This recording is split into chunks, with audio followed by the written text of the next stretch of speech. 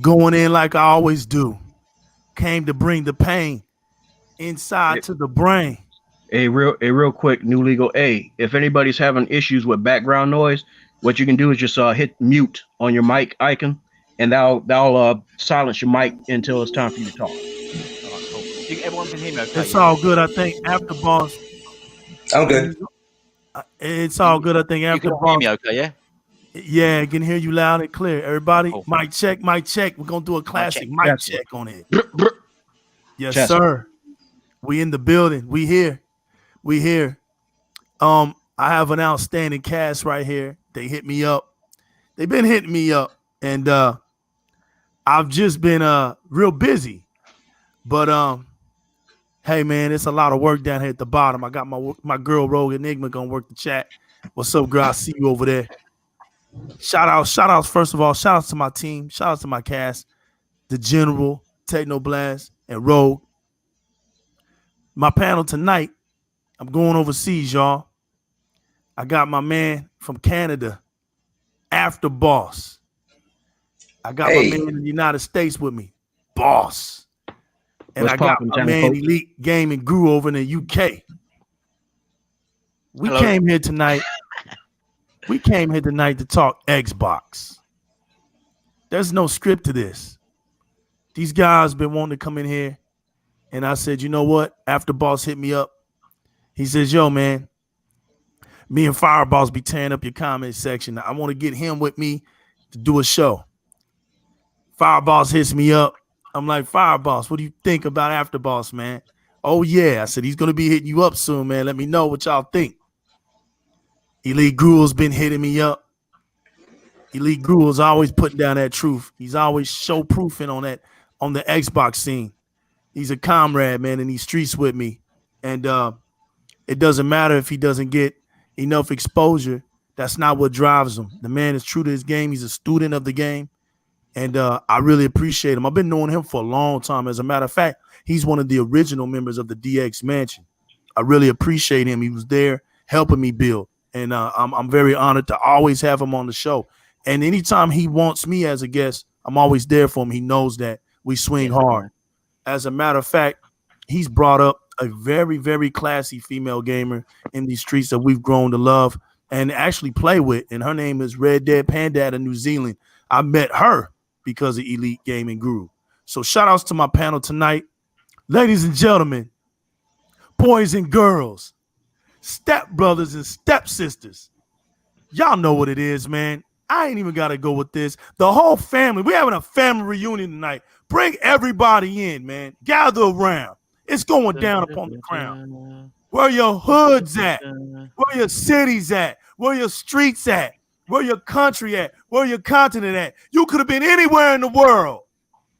But you decided to come out here tonight and dive in on the mighty Di-RRec Gaming Show.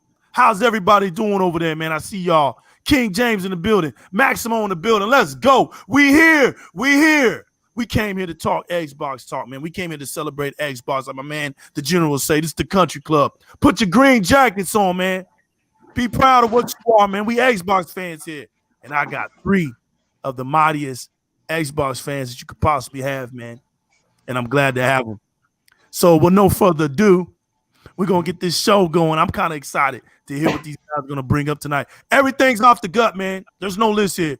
We're going to do it. Freestyle. Let's get to it. Whoever wants to jump in this magnificent Xbox cipher. Let's get to it. I'll jump in real quick here. First of all, I would like to say thank you for bringing me here.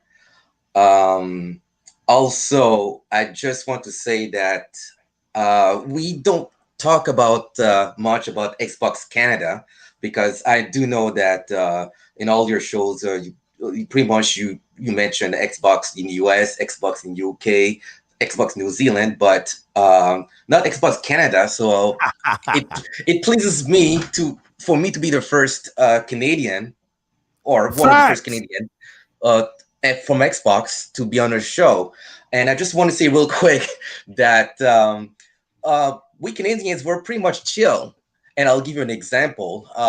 Just go to YouTube and go to Xbox Canada, and it's a whole different environment, such as I'll give you an example. Like you see people like posting stuff. You don't see a lot of.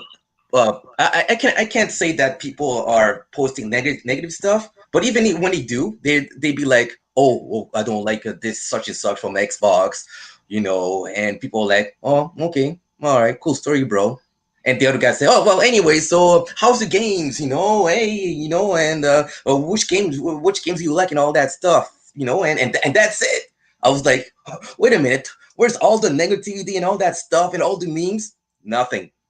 I was like, wow, okay. I mean, they're pretty much, I guess, civilized, but at the same time, like it's the stuff that we don't talk a lot. I mean, um, like all those that negativity that we keep hearing and all that. But at the same time, we have to remember that the positivity that from other countries, like when they appreciate the Xbox, like Canada. I mean, we do have a lot of people in Canada that love Xbox, and they show their games, and all that. And it for me, like it's nice, it's good to see that there are positive people out there, who like their games, their Xbox games, and they want to show it. And even though that not everyone agrees with the types of consoles and that they want to play and all that, but at the same time they're just being respectful, and that's what Canadians are. We are being respectful, even though that we don't agree with other people, but we're just being respectful. That's all. So again, thank you. Hey, no problem, man. I'm glad you're here tonight, and you're right. The one thing that we have to understand is that there are different aspects and cultures, right?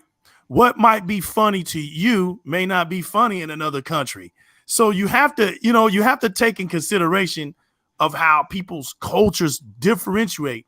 Now, there's one thing that's bringing us together tonight, and that's Xbox talks. So, despite where we're from, what makes it so beautiful tonight is that we're all over the world, man. You guys are personifying Di-RRec gaming. You know what? The thing that makes Di-RRec gaming so special to me is that it wasn't built off of social media. It was built straight off the Xbox Live community. A lot of people who started supporting me are gamers, are Xbox gamers. A lot of my subscribers are directly from Xbox. That's who got it going. People I actually played games with, people who I actually met in Xbox groups, people who I actually met on Mixer. So Di-RRec gaming isn't your typical, traditional YouTube channel. Its core doesn't even come from YouTube. Our core comes from the Xbox console itself, and that's what I love about it, man. The vision of Di-RRec gaming, man, started from straight nothing to a whole lot of misery, man, a whole lot of trying to get it together. You can literally watch it. You can start on the YouTube channel. I've never left anything out. The struggle is real, but the passion is even greater. Thank you, After Boss, for considering Di-RRec gaming tonight, man. It's an honor to have you and your country of Canada here. Stand up. Oh, thank you. I'm standing up. Keep going, man. It's all good, brother. Fire Boss, Guru, state your claim. Right. So, yes. Well, where should we begin then? What should we be? So, should we just begin with the state of Sony at the moment? Should we just go to address the elephant in the room and Hey, what's man, happening? At the you moment? can talk. Hey, you can do whatever you want to do, brother. I know you into that truth speaking, so do what you do, brother. Okay, I because know what you do. PS3 was a disaster, and they sort of did well with the PS4. But I just feel the PS5 is just following the PS3. I think they've just got too cocksure, and they're just making just terrible, lazy mistakes at the moment. What's the panel sort of think about that at the moment? No, I agree with you 100%, Guru. That's something I've been saying. I've been saying since the beginning of this, is that a lot of things. The first mistake was the fact that they didn't wait for AMD to finish completing the RDNA 2 architecture. They didn't wait. Instead, they just figured to themselves that, oh, well, we're Sony. We got the DICE team and everyone else, and we can just, just ship this out to the madman Cerny's laboratory in Transylvania, and let him go ahead and put it on the stovetop and cook it up. And unfortunately, that's kind of that's kind of catching them in the rear right now, and it's catching them real hard. So as I was telling a lot of people, I think what's going on with a lot of these positive reviews. I mean, don't get me wrong, it's cool that they're getting some positive reviews. I mean, yeah, that's a point. That's a point for gaming.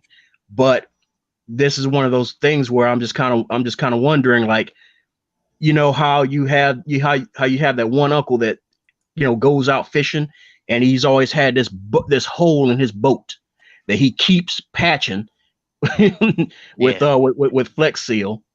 And you're kind of like, man, this dude said Flex Seal. I couldn't help it, man. It's like, Come man, on, how long is this supposed to last, man? I mean, I can't swim, right?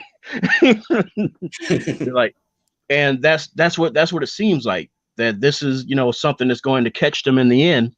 So I know everybody's excuse that they like to throw in the air for them is, oh, don't worry, they got the best development teams in the house. They're gonna squeeze every ounce of power out of that machine. And I mean, no doubt in that. But here's the thing: you look at Xbox, and do you think they need to squeeze anything? Well, that's it. Well, you can only squeeze out what's really there, and there doesn't seem to be much there. The weird thing is, at the moment, is that a lot of the fan base are claiming that they don't need basically AMD, because Sony have pretty much created their own version of RDNA, and they've got their own custom RDNA, which is better than RDNA 2 apparently. But then in the same argument, they're saying they've also got AMD's RDNA 3 in the PS5, which has not even been invented yet. It's just a weird. It's mind-boggling at the moment, and it's just odd that sort of Sony doesn't address this. I think Sony actually.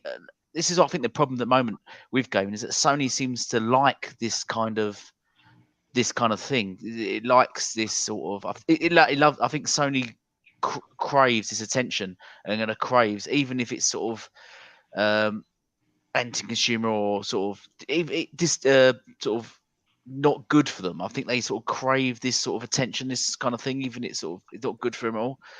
Like they grew. Regardless if it's negative or positive, I think Sony find it as a plus, and they seem to provoke the console wars with nonsense. They don't seem to address anything like, as the fans are saying, that PS5's got RDNA 3. Sony won't come out and say, no, we've not got RDNA 3. Whereas on the Xbox side, they've multiple times come out and said, no, we're not doing that. No, we're not doing this, but we are doing that and we are doing this. They seem to address their fans and address everything. And that is the problem. The Xbox fans, if we've got a gripe, we'll go to Xbox and say, look, we're just not happy with this. Can you do something about it? And they'll go, okay, yeah, let's do this. Whereas the Sony fans, if they got a problem with Sony, what they do is then attack Xbox. Yeah. And you know why? Because I'll tell you why. Because Sony has the media on their side that do the talking for them.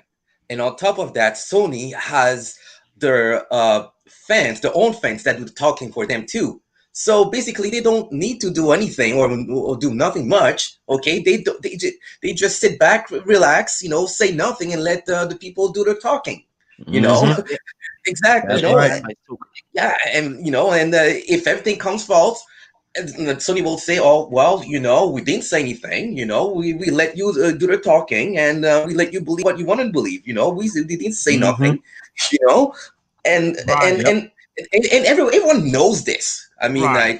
And on top of that, okay, have you ever had the feeling that Sony used their fans as guinea pigs for their product?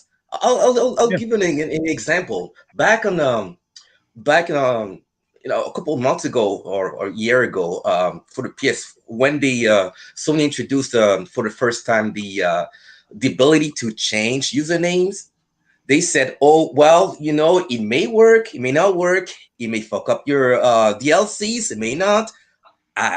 Just try it out and see what happens. Now what? A couple of months later, Now they have that new thing for what is it? Backwards compatibility. They say, well, uh, not every PS4 games will work on the PS5s. Try it out. If they don't work, it don't work. If it does, great. And see what happens. And that's it. Well, Come I on think now. I think the main kicker in that is that your saves won't carry over. So even if the games carry over, your saves won't. So you have to restart all these games. And you can imagine if you've put so much time into a game, you put 8 hours into a game, you've built up, I don't know, you've bought content for the game, you've created customized characters, you've done this and that, but you lose all that. You have to restart the whole game. That's on PS5. insane. Well, I mean, we all know how much time we put into games like Monster Hunt, for example. The Monster Hunter. Let's pick it out. A game I've not really played much, but it's a character creation game.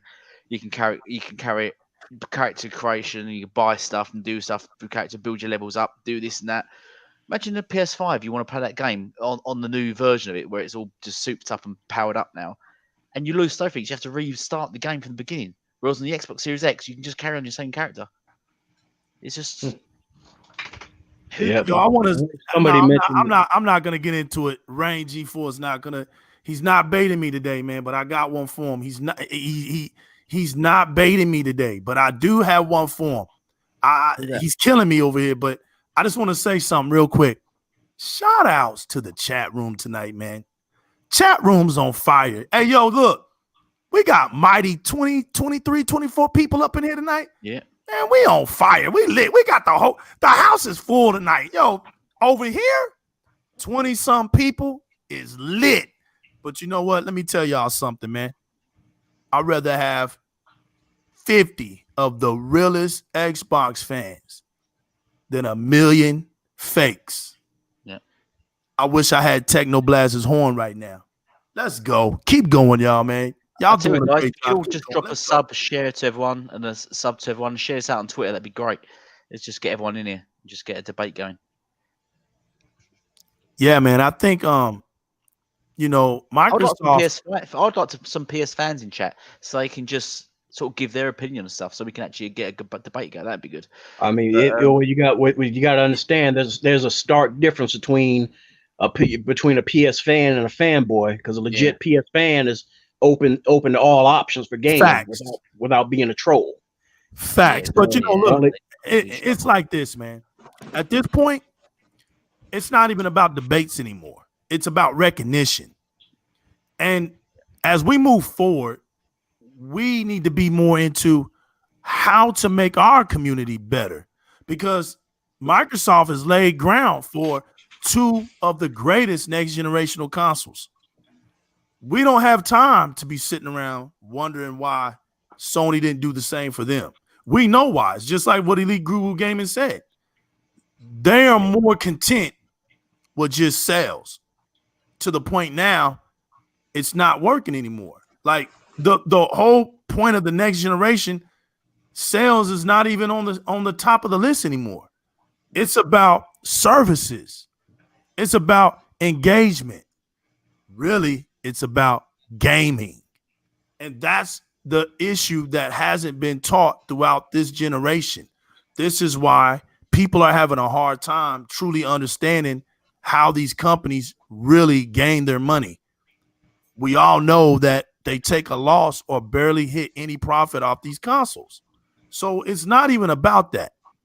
I think all the criticism that came towards Xbox really was some half-breed situations. We know it was donkey-minded tactics. We get all of that. And when you have something that you are trying to build, people just don't understand that time frame. Xbox One was a cloud compute console that was in beta. Microsoft understood that in order to get where they're at, they have to use some things. But see, Microsoft was also making sure that their platforms were going to be stabilized to take this situation, because we are Xbox fans here. We know that the Xbox One wasn't the best console that they ever had.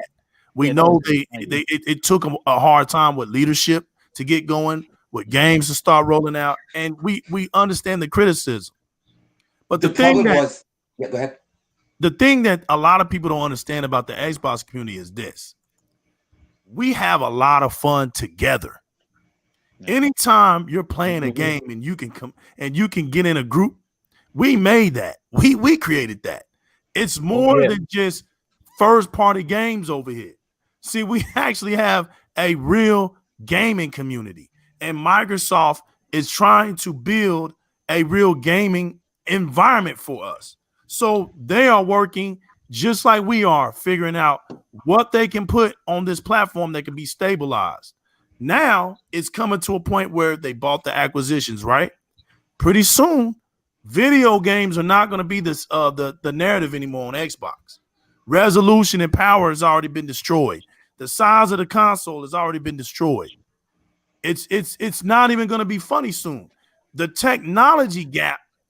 There's a technology gap between the consoles. It's not even a resolution issue anymore. It's like all the debates that were going on in this generation. Those issues now are dead. You have to bring what's inside your console now to the table. And right now, if you're a PlayStation fan, you can't mount up to what Microsoft is doing because of this simple fact. Big bank takes little bank. And it ain't no longer about what kind of silicone you're packing either. It's also about your software team as well. Speak on it. Yep. Because you see how everybody is going on, kind of sitting there scratching the nuggets like cavemen around a fire, wondering as to like, this is strange. There was a whole lot of hubbub going on about this, this new age SSD the PlayStation is packing, and it's going to be changing lives. It's going to be like airdropping into remote zones and feeding the hungry and giving sight back to the blind and everything. And there you go. It's kind of showing late to the party compared to the much slower Xbox's SSD. What's going on here? Well, folks, I'll tell you what's going on. This is all right. Think about it. What is Microsoft primarily? They're a software developer. Yeah. They started with Windows, Office, and they have been. And see, the thing is, forget Office. Let's stick with Windows. They have for the longest time, I believe, well over a decade, which I believe is around the time I think because SSDs are a lot more older than we all think. They just haven't been on the market, or at least available to us common folk. Speak on it. They've been working with SSDs, or rather with the IO systems for a very long time. Talk to them. And what they're using right now is the fruits that brings us to velocity architecture is part of the fruits of their labor. So there's still much more to come. And matter of fact, legal. Oh yeah. And by the way, thanks for bringing me back on, man. It's good to be back. Hey, let me do something real quick. My man Fireboss is one of my best kept secrets, man. This guy here, man, came straight off my comment sections of Di-RRec Gaming. The guy would be dropping some knowledge to the point where I literally thought this dude was a daggum developer, man. I thought he was a developer. At first, I wouldn't even know how to respond back to him. But you would always ask me questions. What do you think? What do you think? And I'd be like, man, why is this guy always asking me questions? But when you read what you're saying, it was so in depth. And you was thinking that I know I'm writing too much in here. But when you're speaking facts, I keep telling people, you can't sum that up in one sentence. A lot of people just don't like to read these days. But a new day is coming, man. Don't lower your integrity because people don't want to read anymore on the internet. Don't let somebody tell you, well, I ain't reading that. You text too much. Hey, man, I'm not texting because by default you don't know how to read. I'm texting because that's what I do. I'm intelligent. I'm breaking things down so that you might understand something. So no, Fireboss, man, you reaching back to me. you right at home, brother. You're not a foreign entity here. As a matter of fact, you helped out the comment sections, man. Whenever you drop, you and After Boss. As a matter of fact, y'all come straight off my comment section. This is After Boss's first show. He Second. actually, this is his first show, man. I Well, mean, this guy here, representing Canada, man. It's legit. He's never been in a group setting like this. You know, you guys are making me feel good because this is where I come from. I come out of the streets, man. Elite Guru will tell you. He was there when I was on Mixer, man. He was there helping me. We would, me and Elite Guru, man. The time zones are so weird. He would be like, man, I know you're tired. You want to do a show though anyway? His energy. This is the stuff that people don't know. These are the things as to why I feel so good with this panel tonight. Because I'm glad people are hearing my man Guru. I'm glad people are hearing you, boss, and After Boss, man. And you know what? Y'all, we went global today, baby. Xbox in the building. Xbox strong. Yeah, like I said, man, once again, I really appreciate it, man. Much love.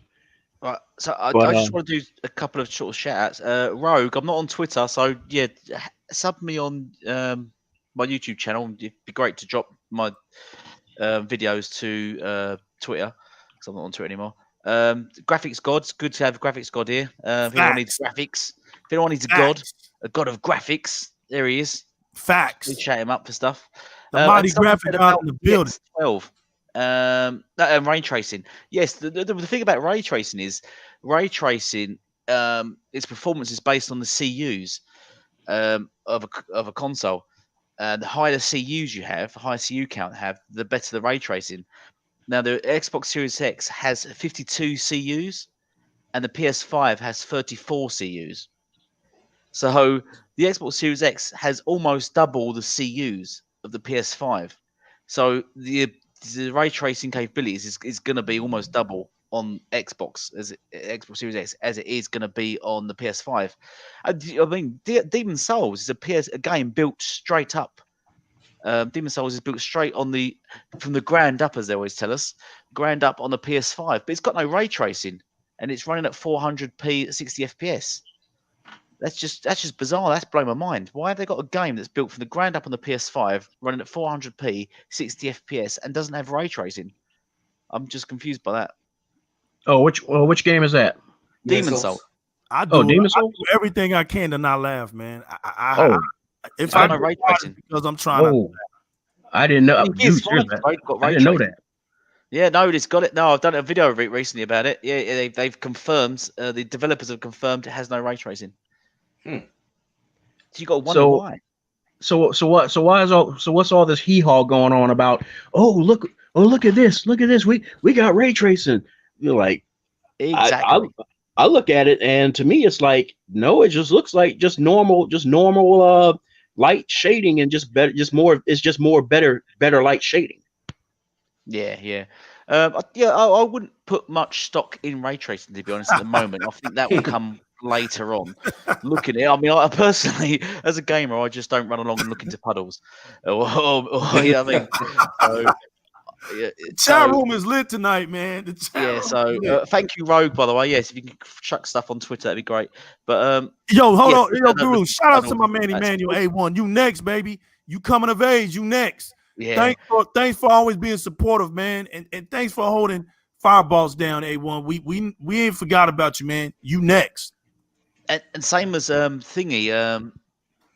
resolution. I mean, resolution's great, 4K, but ultimately I will go with dynamic or checkerboard, even though pretty much the same thing. I think Sony's just renamed dynamic just to make it sound better than checkerboard, just like they did sort of with remakes. They renamed the remasters remake to sell them, so they can sell games at £70 rather than £30. But resolution is not a big thing, but what is performance, basically, at the end of the day. I'm quite happy to have the resolution. I mean, we've had some great games that have run at low resolutions, like the Rise, where I think Rise run at 800 resolution, and it looked fantastic. It's one of the best looking games this generation, I think, for a long shot.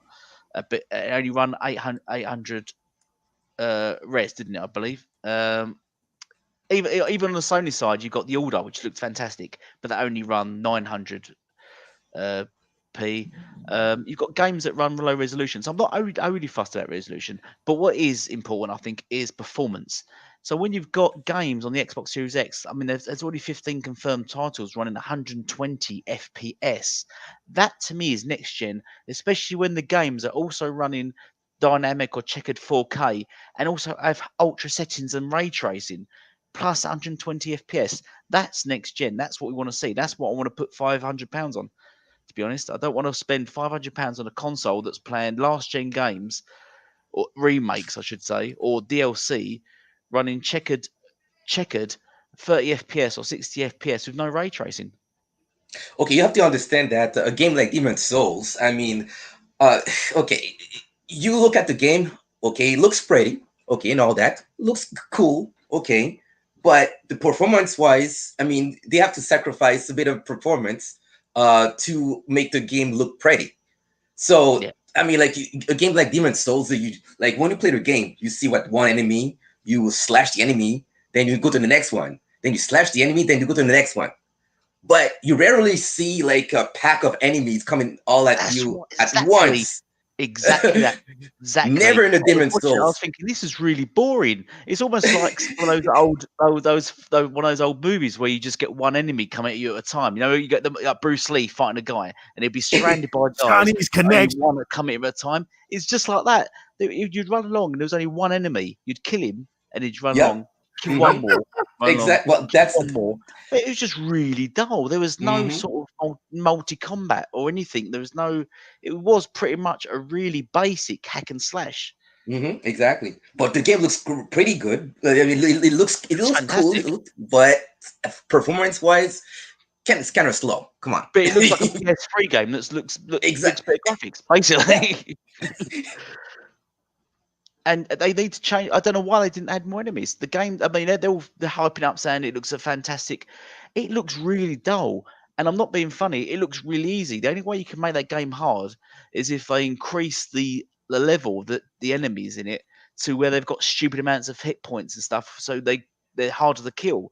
Other than that, one on one is just gonna against us a human against AI. hmm Unless you're really bad at games, a human's going to win every time. And the only way they can combat that is by cranking up the AI. We can't really crank up the AI because AI is limited at this level of technology that we have. We hope it doesn't get to the level where AI is actually better than humans. Otherwise, it'd be like a Terminator world. But the level it is, for a human versus an one AI person, it's just going to be boring and dull.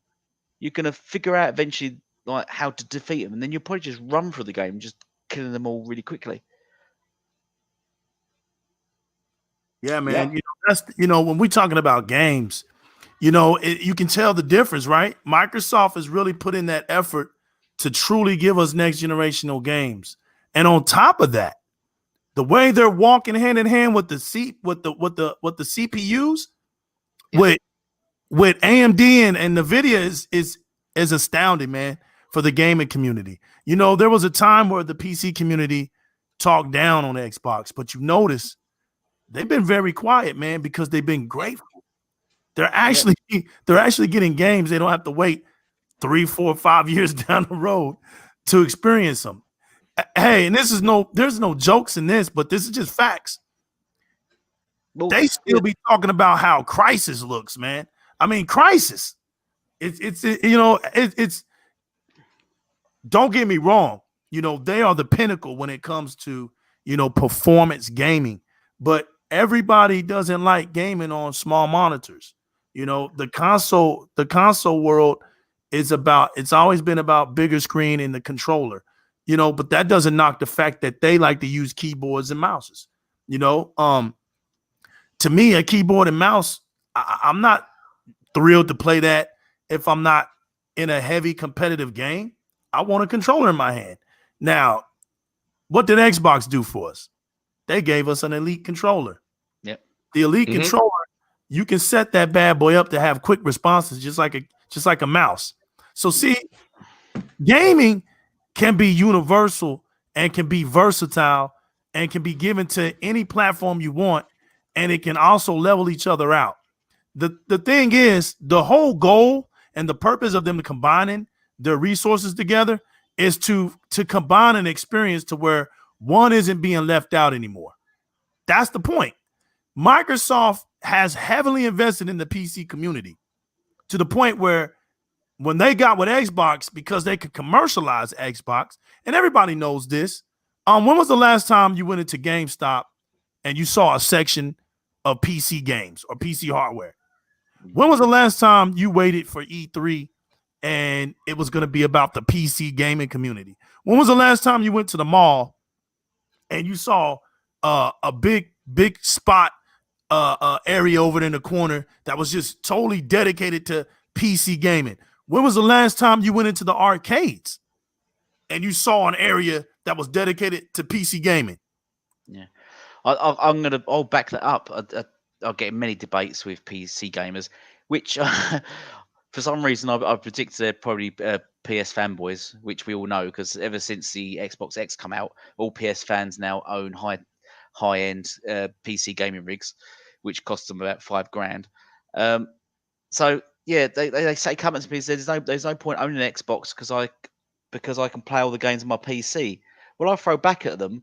There's no point owning a PC because I can play the games on Xbox. Because I mean, at the end of the day, and they say Xbox has no exclusives. They can't mean. And I say, well, what exclusives does a PC have? Let's be honest here. If you can name me what AAA exclusives are on the PC, then I'll buy a PC. But no developers support the PC because of all the issues with PC, namely due to people pirating games, all the hacking problems, all the modding, and all the issues you get with PC. That devs don't really commit games to be exclusive just for the PC. So all exclusives are really on console, and then PC just gets ports of those games. The only thing I can do, like with my console, is I can go in my living room, plug my console to my big 4K LG OLED TV. I can't even do that with a PC. No way. Yeah. I'm not doing that. You know, I travel a lot. I travel a lot, so I take my Xbox with me in my rucksack and stuff, and I'll go in a hotel. I'll plug into their Wi-Fi, plug TV on, sit there, exactly. Just bosh. But even easier next generation when I got an even smaller Xbox. So yeah. But the PC has no AAA exclusives, so I'm not sure what the hype is about. If your argument is the Xbox has no exclusives, then what's the point of owning a PC then? The reason why you own a PC is because of power. Gotta love Elite, bro. Gotta love them. You own a PC because of power. The reason why you bought a PS4 Pro is for power. Let's be honest. They say no one cares for power, but well, then why buy a PS4 Pro if you don't care about power? Why not just stick with a PS4? Because at the heart of it, power matters. Because Elite, when it only matters when it can work for them. The narrative worked for them. You know, they had that 1080p stigma, and they can't shake it off now. Now, deep down in their souls, they want to get away from 1080p, but they can't get away from it. That's what's killing them. You know, they want to talk next generational talk, but Sony hasn't delivered next generation for them. That's the thing, man. Gaming is gaming. They failed to realize that it's all about the experience and it's all about your feedback. They say that we don't speak back to Microsoft. How do they know? We have a feedback system right on our Xbox. How do you know people aren't using it? How do you know people aren't texting some of the heads of Microsoft? How do you know that people aren't speaking to them? Microsoft does things. They are smarter than you think. They listen. This is why they're treading down the company. Right. They're not. Right. They're not steadily climbing up the stock market because they don't understand how to market. You know, I remember when they would even say that Microsoft doesn't know how to market right. The reason why you heard a lot of people talk like that, for one, first of all, they're not true Xbox fans, because if they were true Xbox fans, they would understand the situation at hand. Understand the situation at hand for Microsoft. Put it like this. Let me try to compare the equivalents here. Sony could never do what Microsoft did with the Xbox One. I'll repeat that. Sony could never do what Microsoft did with the Xbox One. The Xbox One was a beta console. It was an experiment console to get Microsoft right where it wanted to be today. Sony has no time for that. And it's the reason why Sony isn't prepared to go future-wise. Because once that next step happened, Sony's back in the dust again. They're catching nothing but smoke screen. Because let's just be truthful here. This isn't about hating on Sony. It's just the truth. Sony has the weaker console. Yes. There's nothing to hate about that. That's just Facts. the truth. You have people that have a hard time with truth. They just have a hard time with truth. You want to know what the other truth is? Listen, Sony outsold Microsoft in console sales. Now they won't argue that. They start smiling when they hear that. Well, it's the same thing with now. You have a weaker console. And as a matter of fact, you have lost twice when it came to that. You lost with the PlayStation Pro and you lost with the PlayStation 5. And I, New Legal, is here to tell you that when it comes to consoles, you're going to continue to keep losing because Microsoft had to beta their situation. They wasn't chasing console sales. This is why Phil Spencer had to come in and change the whole talk because he was like, in order for me to carry my brand to where it needs to go, it has to remove itself from poor talk.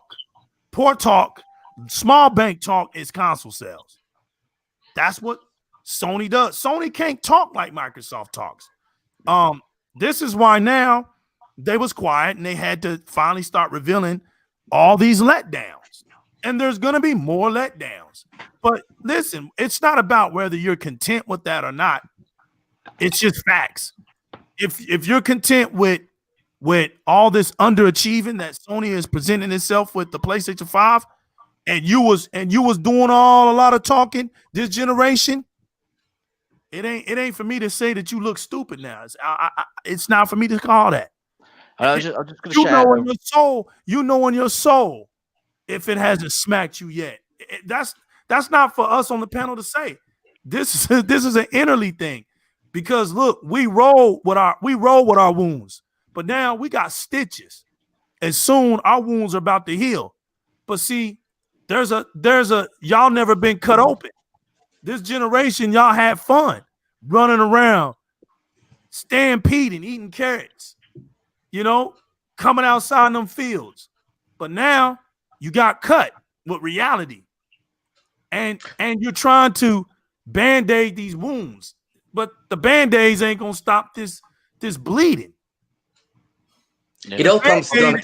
You coming with a first aid kit with Band-Aids, and you're mad really at Sony, but you want to bring your disgusting taste over here to the Xbox community. And to be honest with you, we're feeling good because really we're the only ones that can talk next generation. We're not mad at nobody. We just do what we do. We sit over here in our community and we kick it. We kick it so good that we bring PlayStation people to our community. When have you ever seen the New Legal running over on a PlayStation community? When? I'm asking my panel. Have y'all ever seen me run into a PlayStation community and sit with them? Nope. Yeah. Have you seen me go over? Right. Yeah, it ain't because I can't. I've said this loads of times. You don't get anyone from Xbox go and just sit in the PS communities and just. Right. It's not like I can't. It's not like it's impossible. I know some great PlayStation fans. I know some great PlayStation players, man. Hey, hold up on that because we'll destroy Chris Hart in a moment. We'll get back to him. We'll destroy him and he'll run off crying in a minute. Chris Hart alone. Oh, don't even bother, man. Don't bother. I just want to say about the ramp guy that said, no, I said PC has no AAA exclusives. He come at me and he said StarCraft. StarCraft's not even released yet. It's still in development. And I'll tell you what, when they eventually do release that game, guaranteed 100% it will be on console. So it's like I said, man. It's not the fact that we can't engage with a PlayStation community. It's just the fact that if we do something like that, we don't have a common ground. We're Xbox fans. That's what it is. The common ground is not there. It's the capabilities We can't talk together. Our capabilities, just like with a PC group.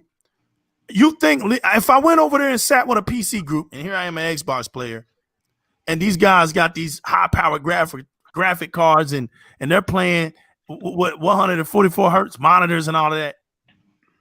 How am I talking with them? How am I sitting with them equally on their table? It's impossible. Or I sit up here and I do these walk around, hand me down soap opera games, and they're over here on these competitive games, and you over there sitting with them. At some point we got to be real.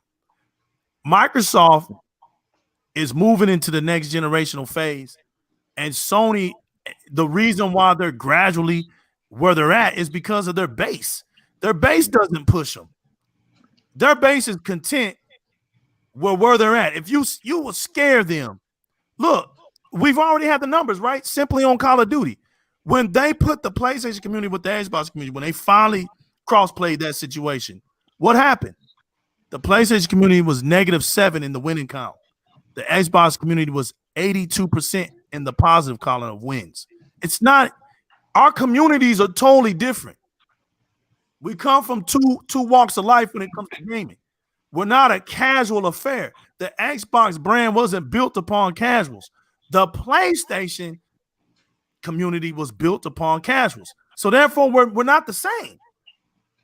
We're just simply not the same. That's all it is. So a lot of times you waste a lot of time trying to explain to them the reasons why you over here having fun on the Xbox community, in the Xbox community anyway. Let's look Exactly. at You see what Ebot just said? You hear what Ebot just said? Even though you might look at that and he's just hating. But that's because you're not digging down. It's what he just said right there is exactly what I've been saying for years. That in order to sell me a PlayStation console, you have to lie to me. I don't have to lie to you about Xbox. Even when Xbox wasn't selling, do you know I could still persuade people to buy an Xbox? An Xbox One. Think about it. And I didn't have to do it because, it didn't have games. It had the games. As a matter of fact, it was PlayStation that didn't have the games. I didn't even have to mention power. I didn't have to mention that. When you get on an Xbox, you're going to automatically see the difference between the PlayStation feel and the Xbox feel. When you turn on the consoles, that's what made the Xbox OG legendary. The fact that when you turned it on, you went into the Matrix. You went into the green orb. The introduction is alone blew you away, put you on another plane before you got in there. Then you had to set your time zones. You had to let them know what country you was at. And you didn't have to, that was unheard of in gaming. Man, you mean to tell me I'm plugging in somewhere? I'm going in? It welcomes you to gaming. On the other side of things, the PlayStation was just a normal situation. There wasn't nothing special about it. Put your game in and play. I'm not saying that was whack. I'm just saying there's a different element to Xbox and PlayStation experience. I'm just going to jump real quick, just to give you an example. Microsoft has not only the most diverse games for everybody, software-wise and hardware-wise. I'll give you an example. I have a friend of mine who used to serve in Iraq, and he came back. He lost his arm, right? And then he started gaming on the PlayStation 4. But he likes to game like a Call of Duty. He has to play Call of Duty games and all that stuff, right? But then all of a sudden he stopped playing Call of Duty on PlayStation, and then he started playing on the Xbox. And then he found it easier for him to play on the Xbox because of the controller, even though that he lost his arm and everything. And I was like, wow, man. I mean, this is great. And that was like a year before Microsoft came up with the special controller for the disabled with the pad and everything. And I thought, yeah, this is a great move from Microsoft right there. I mean, I mean, like this is great. I mean, Microsoft coming up with those types of technologies, and even Phil Spencer said that he wants to include everybody gaming. It doesn't matter who you are, doesn't matter where you come from, doesn't matter like whether or not you're disabled. We're there for you. You're more than welcome to game on Xbox, and I think it's great. So go ahead.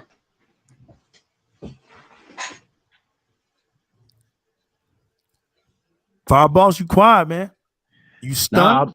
Nah, nah, I was over here just basically bathing in all the heat. I had to step away. I probably apologize for I had to step away to take care of some family stuff. But yeah, as you was as you was speaking and stuff like that, about being able to relate to the Sony fans and stuff. It's not a thing that none of us haven't tried. But as our good friend, Mr. Hart in the comments is basically showing, people like him are among the many reasons that if anybody has tuned in to any of my videos and stuff, why I always say just enjoy your gaming. There's no point getting into it, because this is what we're dealing with. And if they're content with being led astray and being talked out of their hard-earned coin, then so be it. Oh, We done it. You done your part. That's about it. okay. I'll ask you a question. Why do people like him always come to our channel and and criticize? Because you know why? Because they let Xbox live rent free in their heads. So and they won't stop talking about the Xbox. Even if they try, they won't stop talking about Xbox. That's But why you they have know to what, come on here. Boss? You know what, Boss? Yes, Let's flip it for a minute. That's good marketing, man. it is good marketing. It only proves my point that we as a gaming community is the best. We're exciting with an X in front of that. We're exuberating with an X in front of that. We bring it. So I mean, that's what I'm saying. Like I said, To like I me, the said, real stop being. question is, the real question would be, where would he go? He's where he needs to be if he wants to get some excitement. He wants to feel like he's accepted. He wants to feel like a gamer. Then he's going to be in the Xbox community. Where else would he go? Well, I just want to say, I can't just jump in. I just want to say, let's just the Xbox One. I think was fine at launch. I bought Xbox One because I like the 360 basically, and the games carried through, and it was all great. But you sort of bought the Xbox One because I mean the titles it was offering at launch were things like, or in the launch window, were games like Forza, Killer Instinct, Rise, which looked fantastic, Dead Rising 3, and then you had Titanfall. Whereas PS4 had Knack and Killzone. So in comparison, the games on Xbox were far better. But games didn't seem to appeal then to people. They didn't really matter. It was more about 1080p, native 1080p, and it making you a better gamer. And it was all about power up until what 2017, when the Xbox X launched, and then it switched to games. That's when Sony, as always, then every generation they do it. Done it the PS3, PS2. Really slow in development of their games, and their games don't actually come out until the last 2 years of the console. The two things that struck me here is one, that anyone buys a console at launch, like buys a Sony console at launch, knowing the games don't come out until the end of the generation. I don't know why people do that. Secondly, is that I'm not sure how. I mean, I'm not sure how you can sort of switch narrative so much. I mean, so we've gone from power makes you better to exclusives make you better, and now speed makes you better. And now we're in this generation. Xbox Series X is winning on all those factors. It has more next gen exclusives. It has more power, and all the tests they've done so far, the Xbox Series X SSD and its software is running better than the PS5 SSD after Sony's big speech about power of the SSD and the speed of it, and teraflops don't matter. So I'm not sure what angle they've got. We've got Chris Hart now saying like he can drop facts and just destroy us all. But I'd love to hear what opinions he has, which puts Sony in the lead or puts PS5 in the lead. I can't put anything. I can drop some points now, right? So let's drop some points now, which Xbox Series X is leading on at the moment. It's leading on power. It's leading on exclusives. It's leading on speed. It's leading on backwards compatibility, and it's leading on cost. So, so other than those 5 factors, which are pretty Oh, quite important, what oh, else oh, don't is forget, don't PS5 forget software. leading on? Software. Yeah, don't forget software. They're leading on that too. Well, yeah, software, yeah, games. The Oh no, Xbox no, no, Series not X not has the, more not the games. I mean exclusives. like the back end stuff that's making that slower SSD Oh yeah, run circles yeah, around it it. has more functions. I mean, I could go on with the list. I was just dropping 5 Mm. bombs there. I just want to drop the I was just want to drop 5 examples of when you walk into a store, for example. You can imagine little Timmy walking in with his mum, and she's gonna the first thing she's gonna go in and see these 2 consoles on the shelf. She's gonna go, well, what console should I buy you? No, you can have a console that's £300, and you can have one that's £500. And then you're gonna say, well, and then you go to hopefully you go to the shop people and he'll advise you which is best, and he'll advise you by saying, well, this one has a better cost, this one has better games, it has better this, better that. Hopefully, advise you properly, but everything points towards the Xbox Series X. Now, in previous statements, as GameSpot, it wasn't no GameStop, you have in America, don't you? People like I can't remember the name now. I think Gaming Forte. What's her name? There's another lady that used to work at GameStop. Have said previously they were influenced by Sony. Sony they were told to push Sony and PS4 over the Xbox One, but now recently Xbox have partnered with GameStop, haven't they? So now Yes. Yep. GameStop are going to promote Xbox over PS5. So they've lost that narrative from the get go. Secondly, PS5's not even in stores now at the moment. They've said there's not going to be a PS5 you can buy in store until 2021, which is, this is on the back of them saying they've got no production problems. They clearly have. They've clearly not made enough consoles. They're going to come at me and say, "Oh no, it's because we sold millions and we sold They couldn't. more Oh, than." by the way, sorry. But by the way, have they solved the problem for the PS5 in India? You know what I'm talking about? They couldn't. I mean, they really couldn't because before COVID hit, and me and Lego has spoke about this before, was that there's it's like what happened is that Sony was late to the table. You know how you come into a restaurant and they go by who places their order first and everything. Mhm. Sony was the last to the table to place their order because before them there was Apple, then Microsoft, then Samsung. This is all coming from the same manufacturing place that they depend on to get that chipset from. That's what happened when they ran out of silicone when the COVID hit because Mhm. nobody could go out and mine those minerals to be refined and manufactured for that. Yeah. So the thing is everybody else's orders were already filled. So remember, let's hit the Wayback Machine and go back to that one interview with Ryan McCaffrey where he was starting to annoy Phil, where Phil was like, okay, we're on schedule, we're looking good to go. Oh yeah, I mean, but due to the virus, is there a plan B? Oh no, there's no plan B. We're on schedule. Well, you sure? I mean, things looking pretty rough out there. You sure there isn't a plan B? And that's when Phil was starting to get annoyed. Now, I'm telling you, they already had well over well over 1 million already worked up and just sitting in storage somewhere, probably offshore. Because even before that, remember what an interview Phil stated that, oh yeah, we've been testing the units in our homes. That was a dead giveaway right there already. Yeah. Mhm. And So Sony tried to cover it up and say they didn't have any production problems or anything, and they come out. It that's was Bloomberg. I done a recent video. Bloomberg come out and said like there's production problems. yeah, PS5s, there's a shortage of them, and Sony they come were out and they, said they no, were there's late to not. the They're table. lying. And then just the other day they said actually we do have a shortage problem. So they were lying all along again. How many times are these people going to lie to their gamers? I'm surprised they even got over the cross-gen thing where they said we're not supporting cross-gen. All our games are going to be exclusive, like the Spider-Man and Horizon Zero Dawn. Only to then go, actually, we lied to you. and they didn't tell their gamers that those games were on PS4 until the pre-orders opened, and then they said, "Oh, by the way, these games are also on PS4." It's like, Sorry to interrupt. The reason why I brought India up was because I don't know if you heard, but apparently they said that the PS5 might be delayed in India because of the fact that apparently someone in India Oh yeah, I uh, read that. copyrighted the actual logo of the PS5.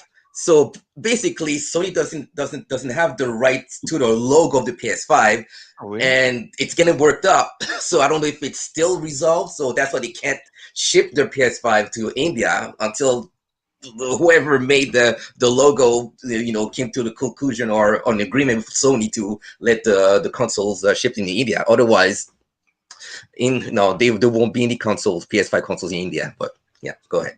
Well, the thing about the 2021, to me, PlayStation's right on schedule because to me, I've been saying that they need to come out with their console in 2021. So to me, it doesn't even surprise me that now all of a sudden they're gonna have to get their PlayStations under control and get their shipments better in 2021. Because to me, it only made sense to drop the daggum thing in 2021.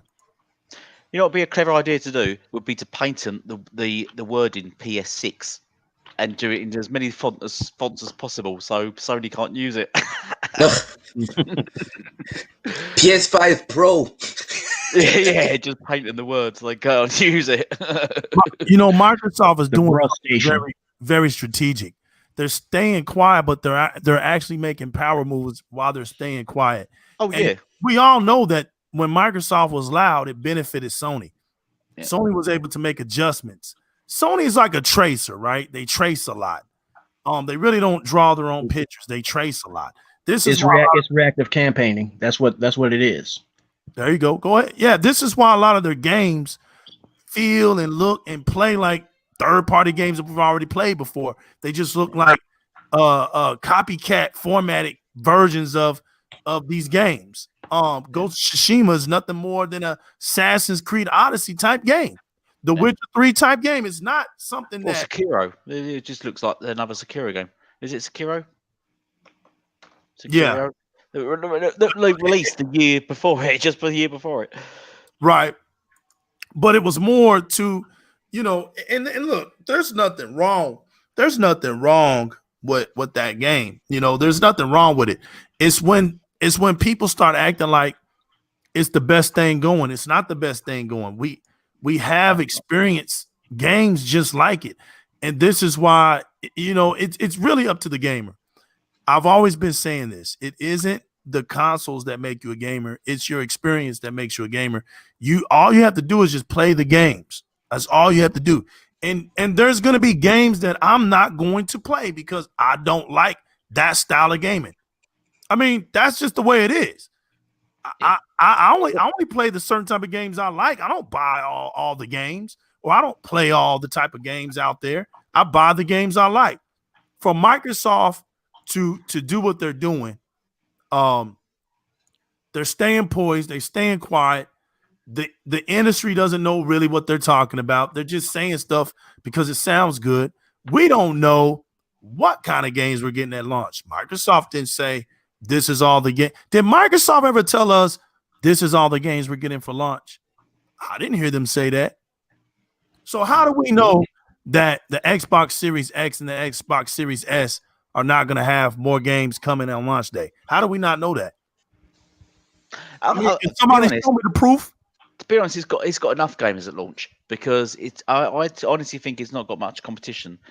The only thing that's on PS5 at launch is, Chris made a statement earlier saying if you buy when you buy a PS5, you get a free game with it. I can't remember the free game he says. But you Astro get Bot. Astro Bot on PS Plus. But the Xbox Series X comes with a 1 month subscription to Game Pass, which gives you 200 free games. Plus, you've got 3 generations of backwards compatibility. So that's what that is. That versus Astro Bot. Right.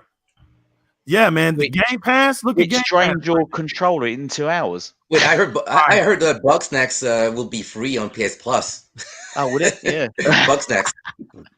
I mean, when you think about it, Bugsnax looks like a little small indie game in the first place. Why are they skipping over that? That's I Yeah, mean, I why mean, they, it why I they mean, putting we're shows getting. in games like Lucky when you- Tales and Sea of it, Thieves. it kind of is. It's done by the same dude who did Octodad. So Right, in a sense, it is an indie game. It looks awful. right. It's almost hilarious when you look at the games that PlayStation is offering for free, or so they say free, and then what Xbox is offering for Game Pass. It's not even on the same level. This is what I'm talking about. We're not even in the same category of space within our gaming styles and what we're actually investing in. I mean, PlayStation fans, they're going to invest in an empty investment. This is why Sony knew this. They knew that you see the cover has been blown, right? They knew that going forward that they didn't have a huge PlayStation 5 catalog. They're basically starting at ground zero, which is not in their favor. We already know that it takes Sony forever to make games. So that's not in their favor. But they wanted to come out acting like they was tough, right? So what was the first thing they started saying was that we believe in our generation, and we believe that when we make a new generation, we should move forward with that generation. As months went by, that became pure laughter, pure comedy. And That's because them investors didn't believe in generations. that. Yeah, they said Then that. we realized that they Then wasn't they say they capable enough to hang in the big boy streets. So then their PlayStation 4 games became compatible. Certain ones. Remember that you remember when that we were gonna have over 1,000 back compatible? Yep. Come on, man. How can you believe that? Like, when was that ever an issue where you was ever told that it was certain that you was going to have these bad compatible games? When I don't understand how they even started to believe that from the jump. We didn't believe that. We knew that was a joke from the jump. We knew the HDR was a joke from the jump. We knew the 4K was a joke from the jump. Mm. We knew this stuff. But yeah, it's like they want to believe it, man. And I get it. Because, when you have a console that you like, you want to see it shine. I get it. We all get that. But what we're trying to get them to see is, man, you can't come next generation. If you settle with the PlayStation 5, you're basically stuck in this generation. And it's kind of shameful because you're talking 7 years later and there's really no growth. I mean, it's a little bit, but it's nothing mind-blowing because we already got that jump with our Xbox One X. You guys are just late, man. The PlayStation fan base is just late. They're always going to be late because Sony has that issue with price. They want to do something legendary, but they know their fan base isn't going to buy their consoles, man. So they got to keep making them cheap for them. That's just the bottom line. Well, you know what's sort of most upsetting as a gamer is that, I mean, you'll understand this, that I was playing games when there was like resolution didn't matter because you only had a white dot on the screen. So, but now it's getting to a stage now where Sony are pushing the narrative that they want games to look like movies. They sort of, it's almost like they're draining the gameplay out of games, and they just want you to play single player, third person narrative, story driven games that are Cover just shooters. 9-hour cutscenes, which is great when it's like one or two games. You get the odd games like it. But Well, when what do you they're think the pushing their PS5 comes with entire a first remote party control, right? to make those games, and next generation, the PS5, what's it got coming for it? You ask any PS4 fan, oh, what's coming to PS5? And they'll just run off, oh, God of War 2, or Horizon Zero Dawn 2, or Spider-Man 2. They'll just run off sequels. It'd just be a long line of sequels, which would just be for over-the-shoulder, third-person, single-player, narrative-driven cutscene games. And you just think, it's so dull. Just change it up a bit. Xbox just throws games out there. They just have such a variety of genres in their system right now. You can play a game like Sea of Thieves where you're playing a pirate in the open seas, to State of Decay where you can play with your friends in sort of a apocalyptic zombie world, to to Lucky Tales, to Halo, to Gears. All their first party, you just switch all over the place. Whereas Sony, you're just going to play a single guy. You're going to see from the back of his head, and he's just going to run off, and you're just going to watch 9 hours of cutscenes. And it's To just my boring. to my panel, check this out. Dig this. we haven't even talked about this, and this is what's so funny, right?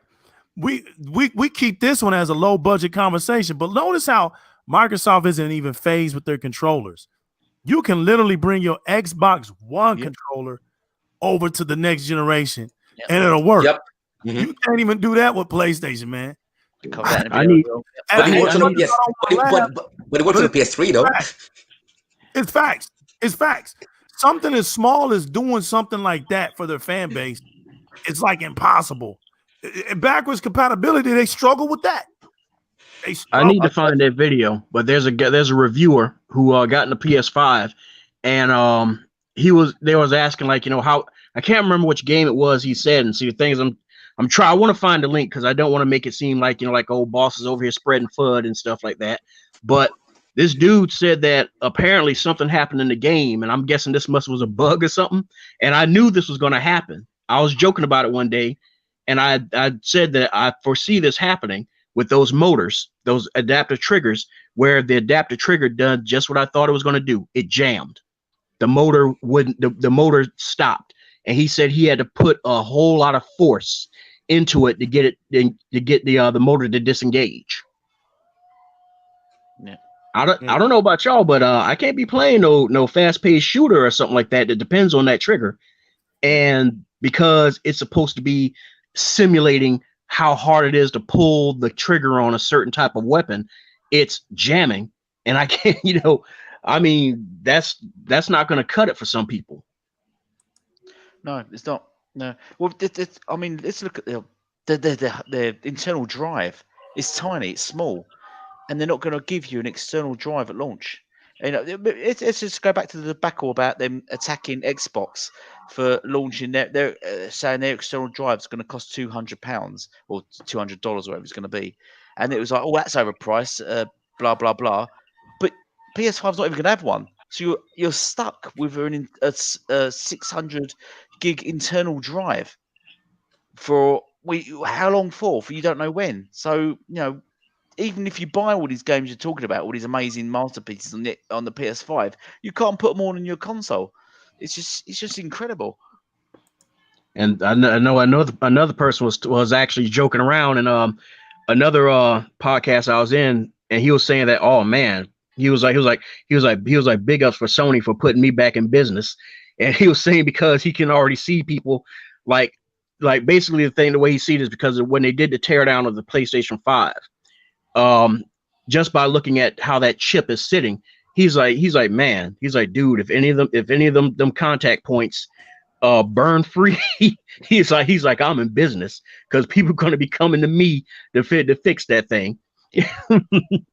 That's the thing about overclocking. The thing about overclocking is it overheats your console. This is why they've put a massive heatsink to calm it, to cool it, to keep it continuously cooled, because their system's continuously overclocked.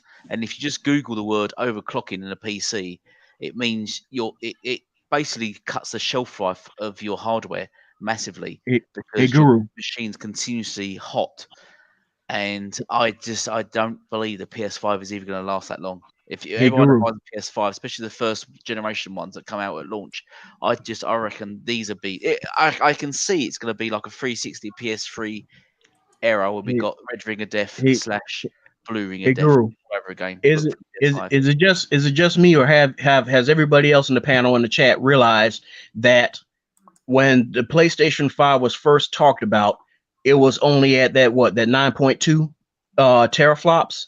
Yeah. And do we all remember a post that stated that to basically try to attempt to match up to the Xbox Series X, they overclocked it to bring it to 10.2. Yeah, that is facts. It's amazing how that faded away into the background, and nobody acknowledges that it even happened. Because I remember talking to another person, a PlayStation fan, of course, and he refused to accept that they overclocked that. Yeah, and I'm like, no, you can't actually find it now. It's become the standard that the PS5 is 10 teraflops when it's actually not. It's 9 teraflops. It's weird. Like, yeah.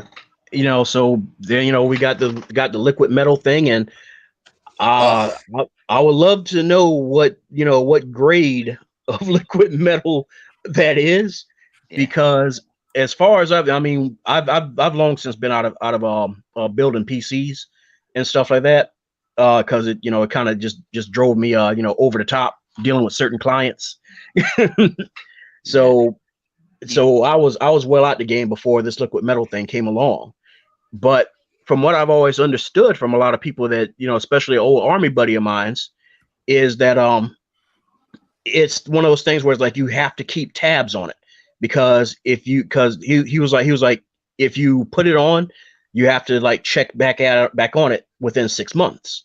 Yeah. And then from there a year, because if you don't, it's going to start like more or less, the word is not eating through or corroding. It's like when it's trying to meld with the heat block, with the with the chat, you know what I'm talking about, the aluminum. Yeah. Yeah, it's trying to do like the symbiote with Eddie Brock. It's trying to like meld with it and become one. Yeah, it's not So good. I don't know why they've gone with the That's a liquid good metal. analogy right Yeah, I there. don't. Yeah. Yeah. That's a great analogy right there. So if that happens, I'm just wondering. So how are you going to service that if it becomes one of the same? Yeah. Fact. It's going to be a mess. I see it already. The PS. That's why I've done a recent video saying do not buy a PS5, because there is We nothing are liquid metal. going. Sorry. It's nothing to its advantage at the moment. It hasn't got the exclusives, which they were hyped up. It's not got the power, which they were hyped up. It's not got the speed, which is massively hyped with that special SSD power. It's not got that. It's just got nothing going for it, and the console just doesn't seem reliant either. And then it is hotter than the Xbox Series X. I will defend them here. It's not hotter to the point where it's going to blow up or it's just dangerous or anything or it's damaging, but it is actually hotter than the Xbox Series X, the console, the PS5. But whether that, we've only seen back-to-back games. What's going to happen with the next gen games when they're really pressuring the console and its hardware? It's just be interesting to see how hot it gets. Right. And also remember that PlayStation came out and admitted that they're going to push the PlayStation 4 for 3 more years. Why do y'all think that? Yeah. They got to make that money. Them investors. Hey, we like Maybe money because too. because they don't believe. There you go. in There you go. After exactly. Paul, say it again. There Maybe it is. because they don't have a lot of faith in the PS5 as much as they used to. I mean, they're not really confident, in the PS5 as of yet. So they just want to test the waters and see what their fans are. How well they will do with the PS5 and see how it goes. That's exactly right. That's exactly right. And so the thing about it is you got to look at it like this. As the days go by, as the weeks go by, as the months go by, and as the years go by, it's benefiting Microsoft. You have to step out and you're going to have to finally reveal that your games are not going to be in full potential for next generation. You're going to have to come up with something. So, of course, they're looking at a 3-year span, because why? In the next 3 years, something else will be in the works. Something else will be in the lurks. And then Sony's going to look at it like, okay, here's our chance. But what's going to happen is, what's already happened is that this time when Sony does it, their whole entire narrative will be destroyed. Sony wants to be an independent gaming entity, right? They want you to be solely on their platform. Jim Ryan has made this clear. He's not about bringing gaming together. He's not about that. He's about you get over here and you stick with us and you ride out with us and we give you whatever we give you and you're going to be happy about it. So the PlayStation fans, they're used to that. So they don't even understand when they root for Sony. Sony's not even really for them, but they don't know no better because that's how they've been used. They've been abused. When you see something that's been abused, right, and it's been an habitual abusing, they think that's normal treatment. Yeah. Abusive relationship. The fan base thinks what's happening to them is normal. Yeah. They don't understand when they're getting got. They've been had. Yeah. They can't even move next generation. And look, you see how quick they were to drop 1440p? They was quick to drop it. But it was all good just a week ago. They were praising the fact on how good Ratchet and Clank looked. Ratchet and Clank was never at 4K. It was never 4K 60. That's what the articles wanted you to believe, because that's what they wanted to believe in. They was hoping that those games would be in 4K 60. But see, hoping and reality is two different things. When that reality hit and you realize that now the game could possibly be at 1440p, 60 frames per second, y'all ran with that, because when you realize, if that's the best they can do, then hey, 1440p looks good. And then this week, it can't even do 1440p. It can't even do 1440p. What is that? But then they have to tell them with the narrative that Xbox is always doing something wrong, that Xbox isn't doing something great, because to them, to acknowledge the greatness of Xbox is putting their console at risk. See, it's an insecurity that they have. And these are just facts. This isn't console hating, or this isn't a console war. I keep trying to tell people that we're not comparing capabilities here. We're speaking facts. You're insecure. What bothers the PlayStation fan base so much is the fact that if their console comes in second or third place, they can't in their minds understand that wouldn't matter as long as you're engaging in your games, and as long as Sony makes more money than what they previously have done, that's a success. See, let me put it like this. Let's just look at it like this. Xbox, right, started off, it sold maybe 20-something million, and then the 360 came out and scored about 88 million, right? That was a huge success for Microsoft because they outsold, right, what was previously done. Now watch this. During the Xbox One era, you would look at it, it was a failure. But you got to understand something. The rate of price of sales was much higher than the 360. The 360 was what, 250? You know, it was a good 250. The Xbox One was double that price. So if you look at 88 million, we already know that the Xbox One alone sold about 40-something million alone. The Xbox One. We're not even talking about the full SKUs. We're talking about just the Xbox One. To our knowledge is what I'm gonna say. To our knowledge, let's just say it sold around 40 million, right? We also know that this Xbox One S sold over 25 million. Add that to it. And then we know that the Xbox One X sold close to 20 million. As it got further online with the generations, the sales increased. So when you look at it, did Microsoft really not make a lot of money on the Xbox One? Certainly it did. This is why they always wanted to knock Xbox down when it came to sales with Xbox. Because when Microsoft got quiet, they didn't have no more ammo. They wanted Microsoft to come out and make it about console sales so they could just keep knocking that down, because everybody knows, like the general would say, the media sold the PlayStation 4. So you didn't have to do it, because if you told the truth about the PlayStation 4, you would have had to lie about it. Look, man, from the jump, they came out with a lie. The first lie they came out with was that what was it called? Oh my goodness, what was it called? The game that they came out as a debut. What was it called? Killzone. They lied about Killzone being at 1080p. They got sued and lost. Had to pay up for that. Was that really worth the lie? Yeah.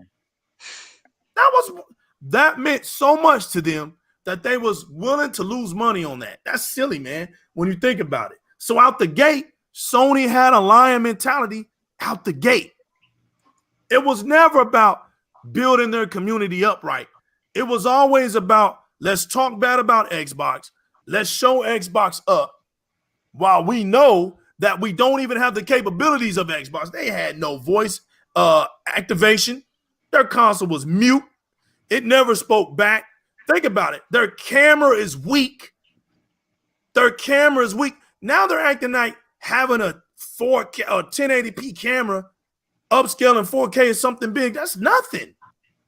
Your camera still couldn't operate as a voice activation machine.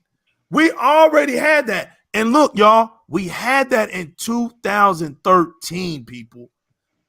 We had that in 2013. The Kinect had infrared. It can monitor your heart rate. You could do exercises on it. You could literally work out with your Kinect. These things are unheard of in gaming. There's medical studies being done with it. Yeah, true. Your lights went out, no problem. The Kinect can still see you. Like Rogue said, you walk in front of it, it would image test you. Green screen as well, which I Come love. on, let's roll, let's play. It want to play with you. Your Xbox wanted to game with you. That was a gaming console. You think about it. The capabilities, when you line the capabilities up, the PlayStation 4 was nowhere near the Xbox One. But because of the narrative that the Xbox One was all against gamers, how was it all against gamers? Oh, because it put the Kinect together with the Xbox One. Now look, we can be critical here. Me personally, I understood why the Kinect was packed with the Xbox One. I understood that, people, because of the success of the Kinect on the 360. So as we were moving forward, Microsoft wasn't dumb. They didn't make a dumb decision by doing that. But listen to me very carefully here. I'm not going to sit up on this panel and act like we didn't use our 360 to watch our Netflix, our Hulus, our sports centers, and use apps, because the 360 was a magnificent app console, and they saw the numbers. So that's why they was like, listen, not only is the gamers, that was the whole vision of Xbox One, because they saw that. They was like, not only is the gamers using their consoles, but they're actually watching TV shows. They're actually watching movies on it too. So when we go into this next generation, let's just bring all of that in one console where let's just integrate everything, because now apps are a part of the gaming culture when they weren't. So when Microsoft told everybody that we're going to be online, it sounded foreign. It sounded mysterious. And shout outs to my man, Old School G. Shout outs to him.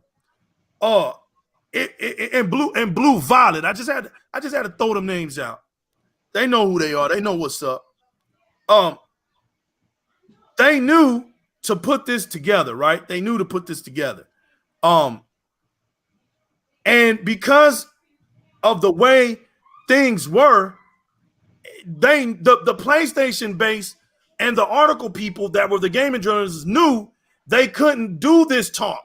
They could not talk this way. This cloud compute finally making it to the console realm was foreign to them, because they don't have it on PC.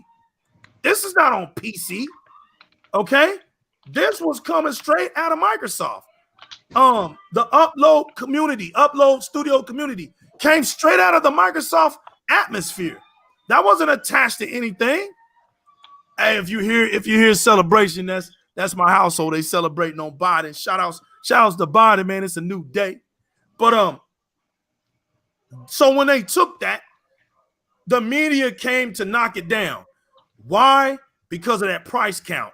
$499 was a little bit too steep. Says who? Says who? Now, could have been different? All right.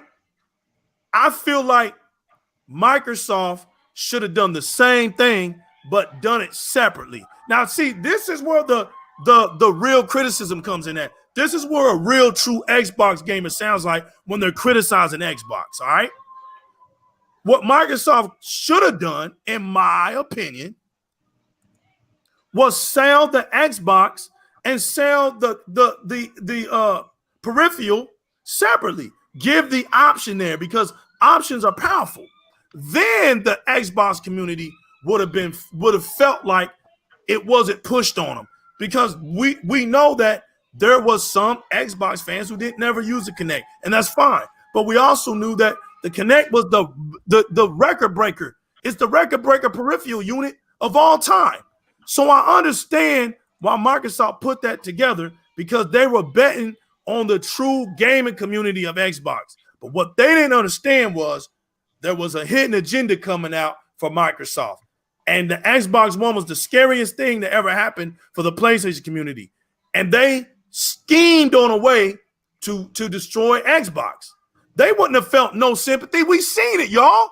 We heard it from top people. Like, and I'm going to call his name out, John Linneman. He got caught speaking on Xbox saying, I don't even know why Microsoft got into the gaming industry. They if it was up to me, I wish they wouldn't even a game in. Who talks like that as a gamer? Look, and I'll say this once more time, and I'll make this clear. I don't like Stadia. All right? I don't think Google actually is using the gaming community by love. That's my opinion. Why? Because Google has never shown me that they were interested in gaming. But because gaming has enough room and enough space for everybody to get into, hey, why not dive in and let's do something? Gamers will come over here and buy our brand because we're Google. That's the way, if I'm wrong, but that's the way Google has projected towards to my eyes. So they're getting into it for a cash grab. Amazon, if they make a console, they're getting into it as a cash grab, and I could be wrong. They could, but we know what Amazon has, Twitch. What if they make a console and all their Twitch members can now have a console? That would be great.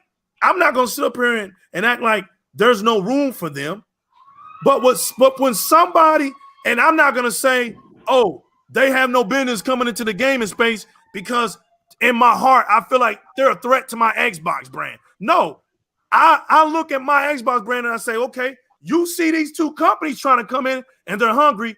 Do something for us. Do something that is going to keep us here. And Microsoft did that. They're not worried about it. They did something about it. They didn't bite their fingernails. Competition is king about it. And when you hear people say stuff like that, how can you label them as true gamers or true voices of the gaming community? Because somebody like New Legal would never say that about a brand that's trying to get into gaming. I would never say anything like that, because gaming is acceptable. If you can come into this gaming world, fit in where you get in, and be successful, hey, more power to you. Yeah, that's right. Competition is king.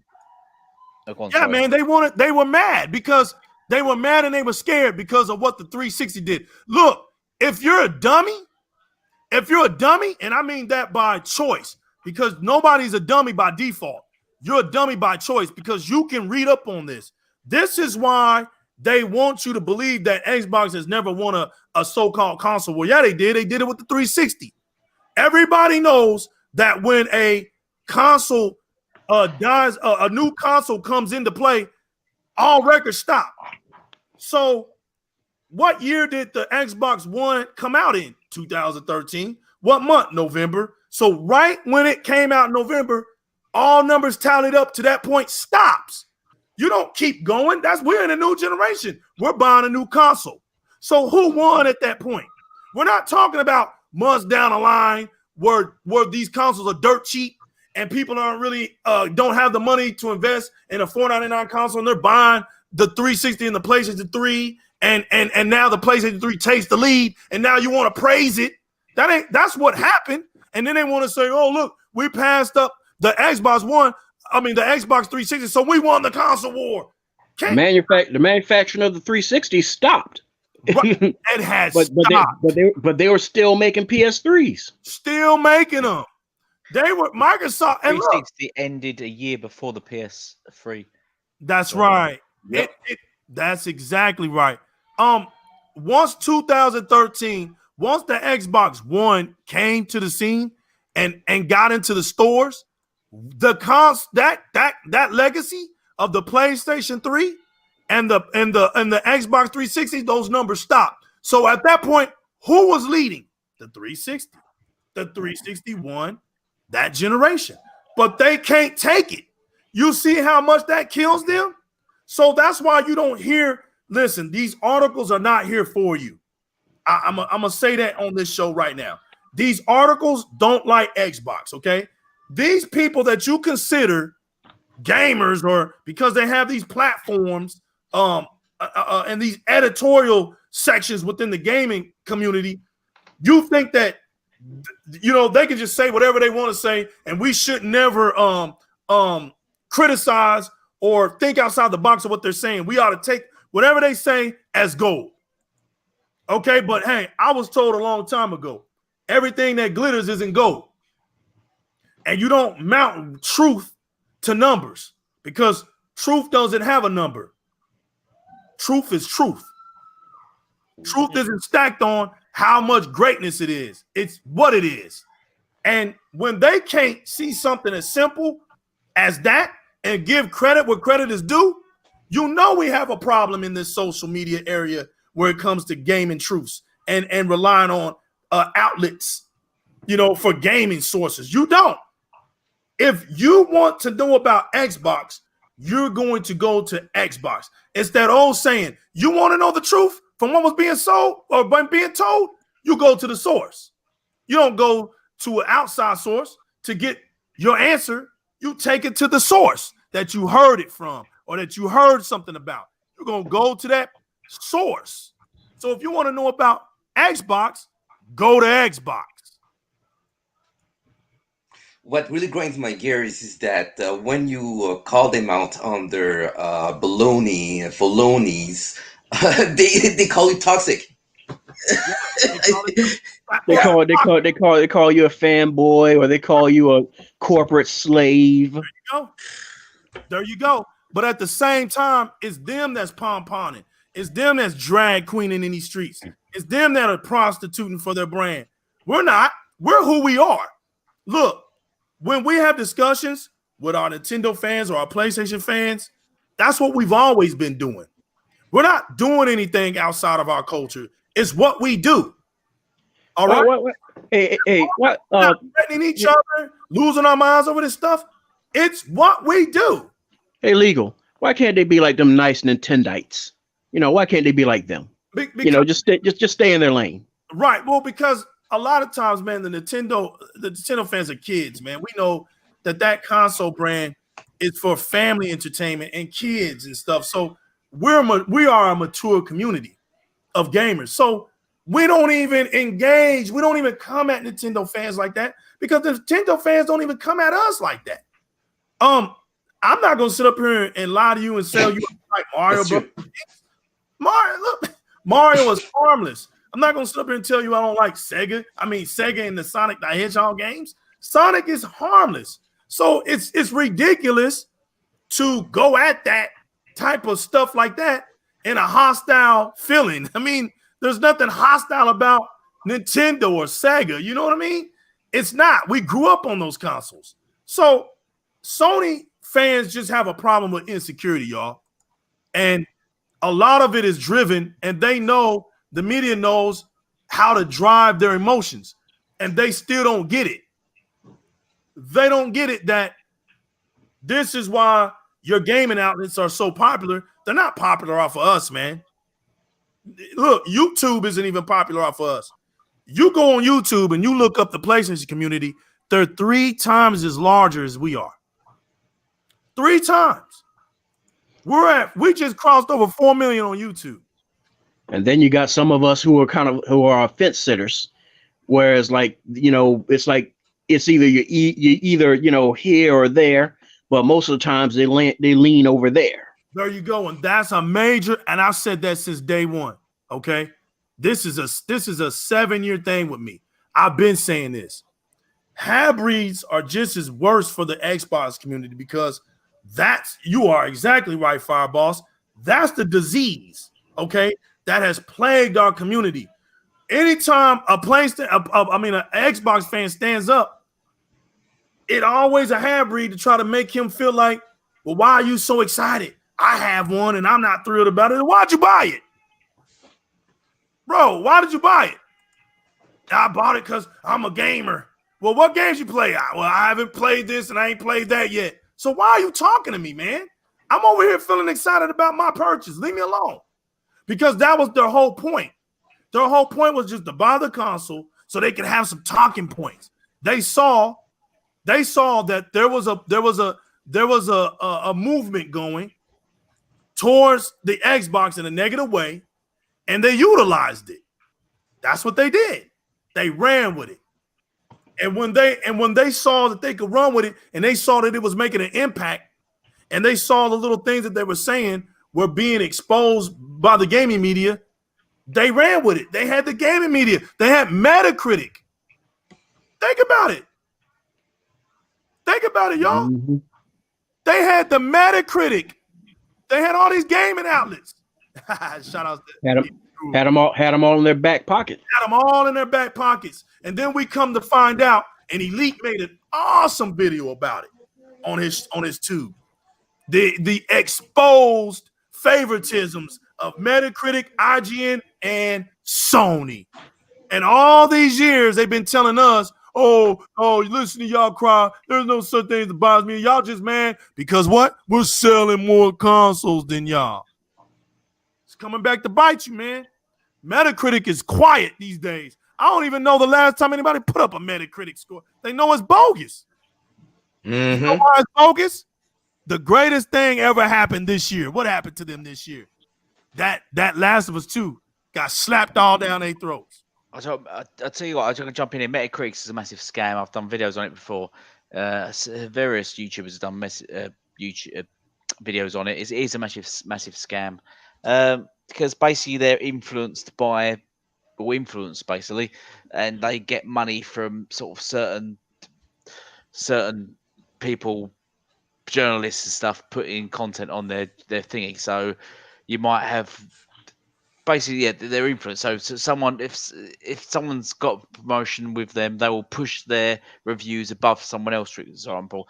This is basically why, if you look at Sony games, they get about their games roughly get about 100 reviews, journalist reviews, where Xbox games get about 50.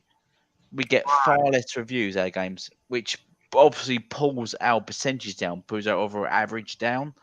So it's not a fair comparison, because you can't compare two things equally, yet one has 50 more reviews than another game. That's not an average. It's not equal at all. So plus you've got, if you look at any Sony game that's reviewed, you'll just get random odd, out of nowhere critics criticizing their games 100%, and there'll be odd names and stuff like that, which are obviously owned by them. Plus you get the PlayStation sites like PlayStation Now, PlayStation Universe, PlayStation Magazine, PlayStation, all sorts, all rating all their games 100% all the time, which then boosts their percentage up. So Metacritic's a lot of rubbish. I'd never put any faith in Metacritic whatsoever.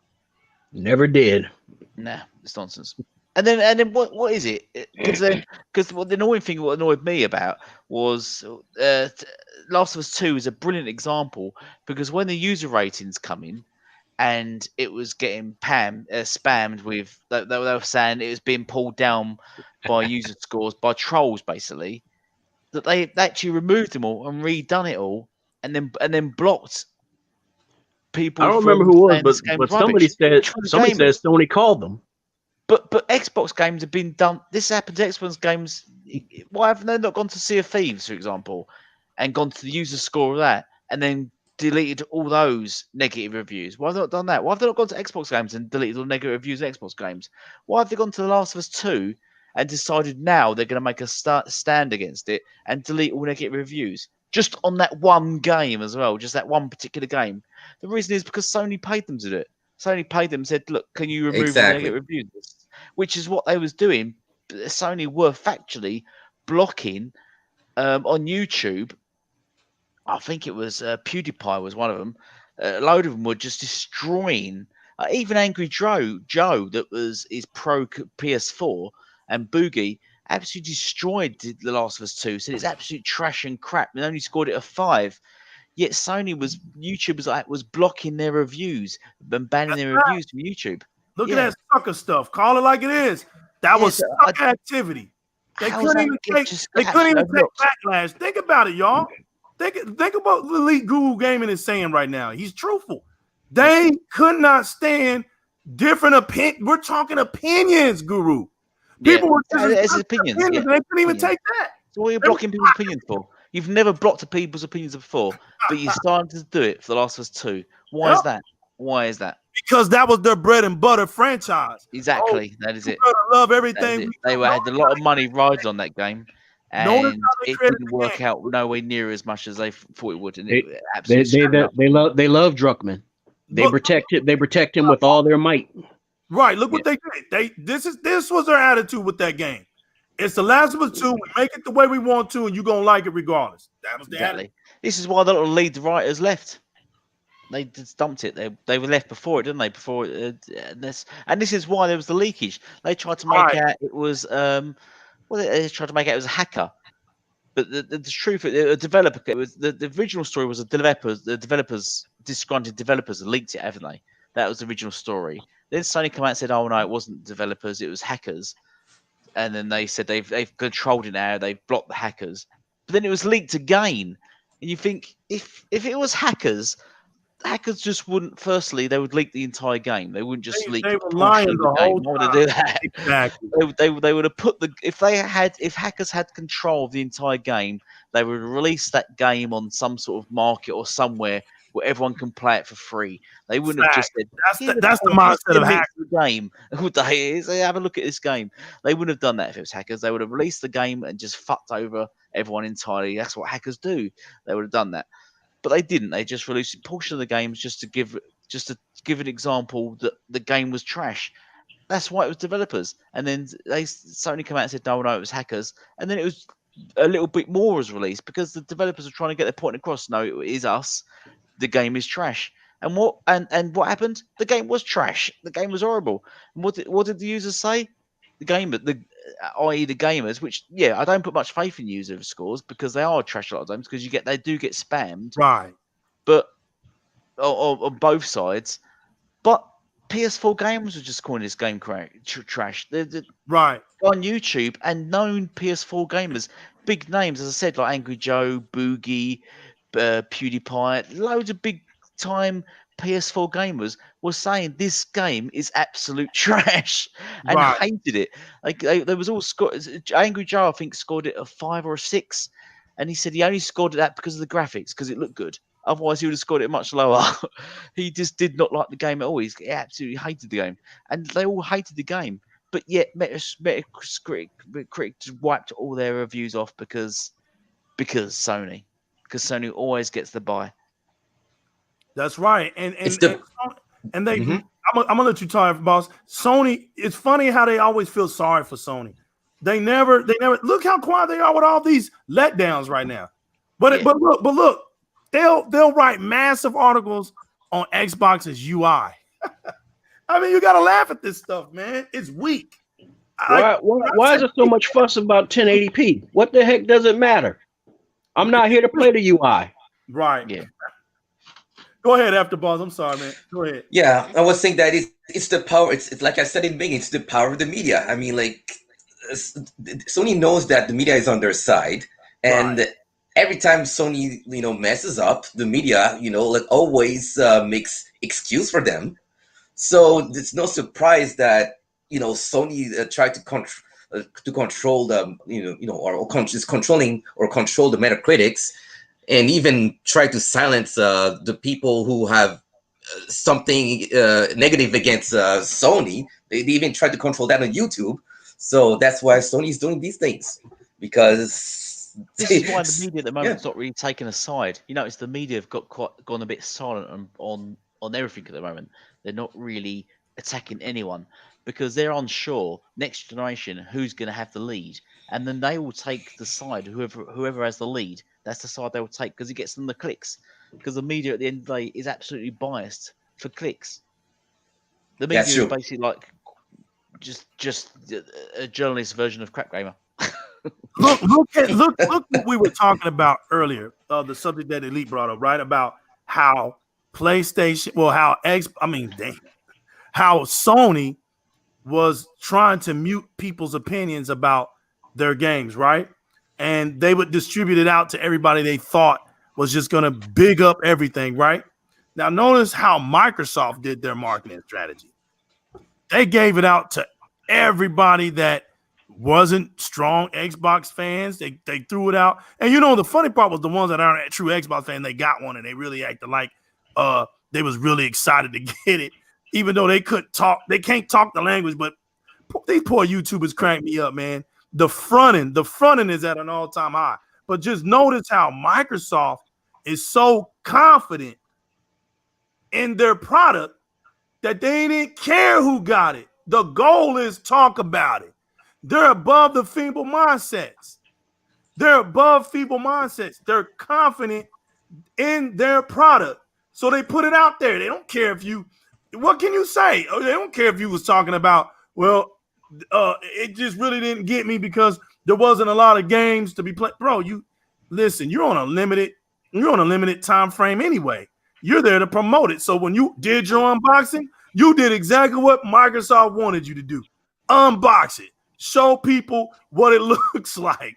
You did 95% of what they wanted you to do. Now, when you started opening your mouth, acting as if you know what you're talking about, when you're talking about games and stuff, that's the trap.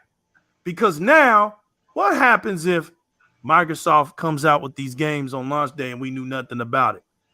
Look how many YouTubers are going to look silly. This is why I've been saying the best thing to do nowadays is just be quiet and watch true greatness at hand. Watch how Microsoft actually operates, and you'll learn to appreciate it. They're not suckers. They don't move silly, and they don't shut up people's opinions about stuff because they're above that. They're above such feeble, minuscule mindsets, man. They know what they make, and they know what is true, critical aspects. You know, they know they can decipher what's a real critical comment from one that's just being corny and one from a person that really doesn't know what they're talking about. They know this stuff. And now that they've opened their eyes, now that they see, hey man, there's no stopping them because they're the ones now in control of a lot of things moving forward. And they're not only just moving themselves, they're helping AMD and NVIDIA move forward. They're moving not only the console community, but they're helping moving the PC community. And mark my words, y'all, it'll be something great if we end up with a Steam app on our Xbox Series X's, and we can literally go in there and shop games off of Steam, and they can be played right on our console. Who's going to have the last laugh? Yep. You know what's scary? What's scary for them is that we've got a massive lineup of games coming out. Of Sony, Xbox have already confirmed games. We've got Fable, we've got Avowed, we've got obviously Halo Infinite, we've got Forza Motorsport, we've got Everwild, we've got Hellblade 2. But that's only touching the surface now, the surface, because they've just bought ZeniMax. So we've got all those unannounced ZeniMax titles that are going to be dropping. And I think when those games get announced, it's going to be like there's going to be a lot of tears, a lot of backtracking, a lot of concern for Sony. And I think All I do know is that comes next week or a week after everyone gets their console, I predict that within the next few months, we'll be too busy showcasing all our games on the next generation that there won't be any time for them to, well, anyways, for the haters, they don't think that they'll be able to do is just like criticize the games that will be showcasing on the new system, and they will be too busy like showing off what the new system can do, more about what our games can do on our new system. You know what I'm saying? I mean, like, we'll be too busy showing off of what the new system can do, and all that stuff. And while they'll be once they be playing their games that they want to play, then they'll be too bored that they're gonna want to talk about they will have no choice to talk about the Xbox now that we'll be showcasing like the brand new games and what the new things that we can do on our new consoles. That's all. Man, you Yeah. did a fabulous job, man. A fabulous job tonight. And we covered a lot of things. I hope that the Connect, I actually hope the Connect comes back as a peripheral. I mean, by choice. And I'm not talking about, something that can actually be connected to the console, but more like a camera. Like how well, I just put it like this. If it I don't know if they actually have these. Let me know if they do. What if they got Bluetooth cameras? Do they have that? I don't know if they do. I don't know. I don't know if it has to be plugged in. I have no idea. But it would just be nice to have something because look, the PCs, when they have to stream, they have to have a camera. When they broadcast, they have to have a camera. So I don't know. Maybe there's a way of Bluetoothing some third party aspects. What am I trying to say? Peripheral. And get us something. I don't know. Microsoft Windows 10 product. I don't know, but I'm kind of curious on where they want to go with streaming. I mean, I know Mixer is not the end of it. There has to be something. There's too many great games on Xbox to not be shown, and I don't think Twitch is just the greatest place for Xbox exposure. I just don't think it is. I think when Mixer will be back. I sure hope so because I never had the chance to use it that well. I mean, I started using it, but when it's gone, I was like, oh shoot, really? I can believe that. There was a lot of people who didn't, because it didn't. What did it last? Like a little over 2 years? It didn't last that long. If they bring a camera type of peripheral back legal, it'll most likely just be something that can hook into the USB because USB 3 is pretty that's pretty good, man. Right. So I can see a new I can see a new Connect 3 working off of that.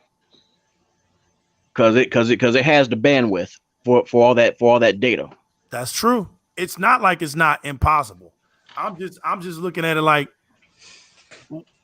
something like that could come back. And look, you don't have to put it together with the console. You can just leave it up for grabs and just gradually watch people who get the sales. It's not something that, treat it like a controller. Just treat it like a controller. If somebody gets it, they get it. And if they don't, they get it at their time. But there's a lot of streamers out there. And what I also liked about how Microsoft does Xbox is they make things so convenient for us. Our console basically is our home base. So we start right there. And I like the way Microsoft does that because we don't have to actually go outside our box. Everything is powered there. So that's why I'm kind of curious how this Facebook gaming is going to be. We know we have the internet on our console. We got a share button. And listen, I hope that people can literally record more than just 5 minutes, man. Because we're in 4K. Oh, you get it 2 minutes. Let people record some stuff for like 10 minutes and stuff, man. We can get some good footage of gaming and transfer what we want to transfer it to and then delete it off your Xbox. I think that would be easy. What maybe I would say a 20-minute cap or a 15-minute cap, because that's all you need, man, just to show some gaming. It doesn't have to be that long. You don't have to do hours at a time. Break that stuff down. But I just think that they can find an avenue and utilize it and just sit back and watch and see how the Xbox community actually takes care of it. I mean, it's right there. So if it's already programmed in your Xbox, treat it as such. Don't worry about how many people are on it. Don't worry about how many people are viewing it. Just keep it there. Let it evolve in the community. It's already hype, right, around next generation. So let the next generation hype take care of it. The next generation hype alone will take care of it. People are going to want to see great looking games. Everybody's not going to have the same TVs. There's going to be TVs that can't do what other people's TVs can do. And because I want to know what brand TV you're playing on, you can tell me. And man, I'm looking at it and I'm like, oh man, if it looks this good from my phone or from my monitor or from my other TV, Oh, it has to be looking that good in reality, man. I'm thinking about getting that TV. Everybody's gonna start helping the community of gaming doesn't just help gaming, but it helps a whole lot of industries like TVs, movies. It does that, man. Because what? We got Blu-ray players for our Xboxes, and guess what we have? We have streaming networks for our Xboxes. So it helps. We get these TVs that have capabilities for our Xboxes. So it helps.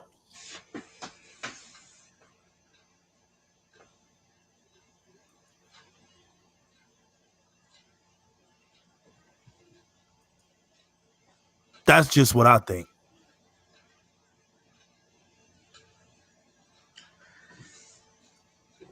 Yeah. The chat room is lit right now. The chat room is really cracking me up. Shout out to the chat room again. We got to keep shouting them out, man. Just they've been on it. And look, man, we're thankful that y'all guys come out. Like I said, man, when we form up, we just form up. There's no time. There's no, we don't plan dates here. We represent our Xbox. We be on our Xbox. We be on our apps, and I might get a message. Hey, man, let's go in. And hey, I get another message. Hey, you getting on? Well, such and such reached out to me. Well, I want to get on. That's how it works at Di-RRec Gaming, man. It's not robotic here, man. We freelance, man. Just like you would when you cut on your Xbox, man. I mean, I hope that you don't make a schedule when you're gonna play on your Xbox, and that's what you do. I mean, I don't do that. I've never done that. Oh, at 6:30, I'm gonna get on my Xbox and play till 6:45, and I gotta get off and go brush my teeth and take me a shower, and then by 7:30, go back on my Xbox. Man, nobody does that stuff, man. Listen, man, it's been fun. I think I believe, man, we touched on some great topics tonight, y'all. You guys did great coming off the top, man. Straight up off the top, y'all did like a backwards flip, a somersault effect in the midair, and landed on both feet tonight, y'all, with a perfect score of 10. So I'm really proud of y'all, man. Y'all did a good job. It was a blast. You don't have to go in order, but final words, man. We're down to the final words, man. Take it off. Whoever wants to start first.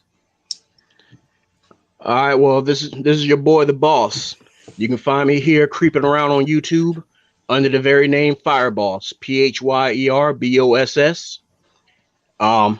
I do a show myself every Wednesday, every Friday, and usually around the time of 8 o'clock.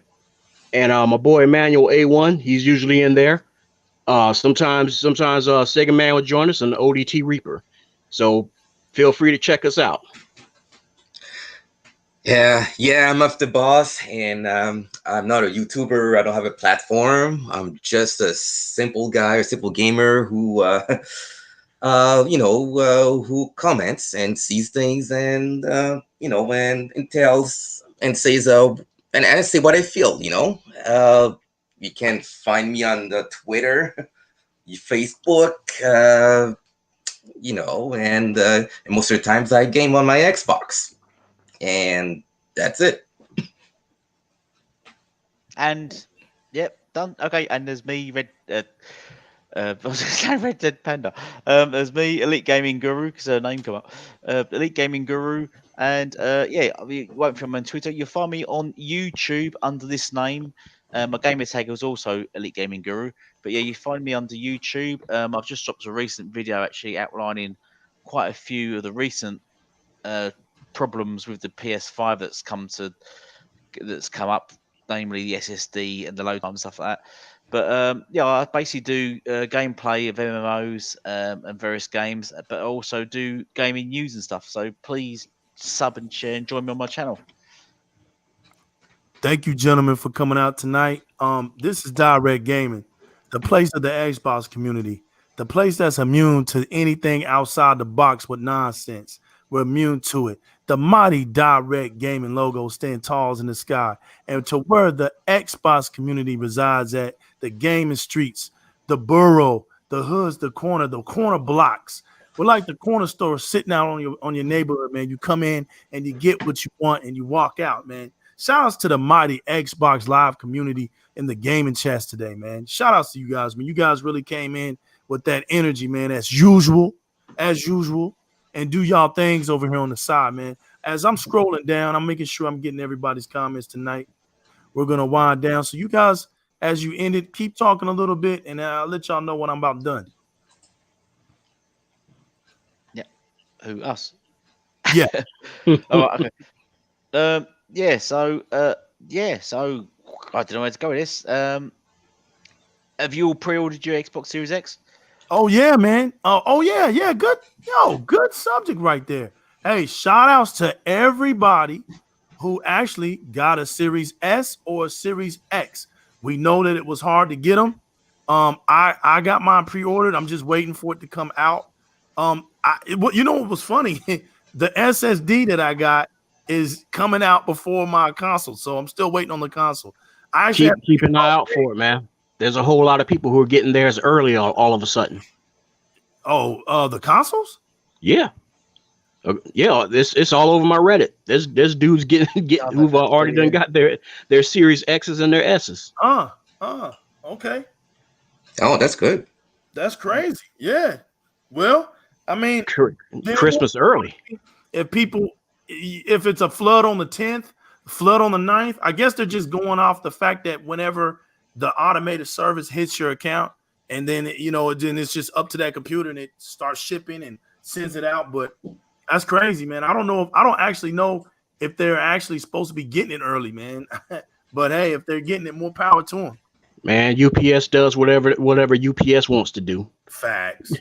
Yeah. But hey, dude, I appreciate you having me, man. But I gotta boogie up to the store real quick. Hey, Fireballs, appreciate you having you tonight, man. Man, thanks for having me. It was good to be back. It was good to see you, man. Thanks for hitting me up, man. Appreciate you. All right, now. All right. All right, Gaming Grew. All right, after boss. Later. Later. I'm gonna make sure I sub you both. All right, guys, we're going down. We're getting down to the countdown. We about there. Yes, sir. Back at you, Manuel A1. Thank you, man. Thank you all. Please, guys, please support us. Get them done. Here we go. Each other. We're all community. We're getting down to the gritty. All right. Cool. Yeah. Oh, nice. Look, man. We need something. Look, I'm not even a big fan of VR. And that's the thing. I look at VR as so niche that you just put it out there. And it's going to be one of those things that, hey, if people buy it, they buy it. If they don't, they don't. It's not really going to hurt people, if they do or don't. But it's just something that's good and different for gaming. That's how I look at it. But yeah, man, I truly at least want something like the connected return because I love using that peripheral, man. It was nothing like it. And plus, we still got Just Dance out here. You got TikTok everywhere, man. People like to sit around and view themselves dancing, man. So we're going to get that breaking back, man. Y'all remember my video in the week that Sony have come out and said they're not going to push the PSVR next generation? That's facts.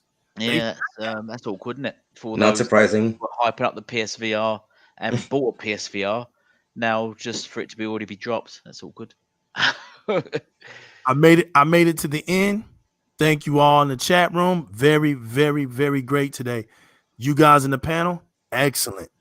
Hey, y'all, this is the New Legal representing Di-RRec Gaming.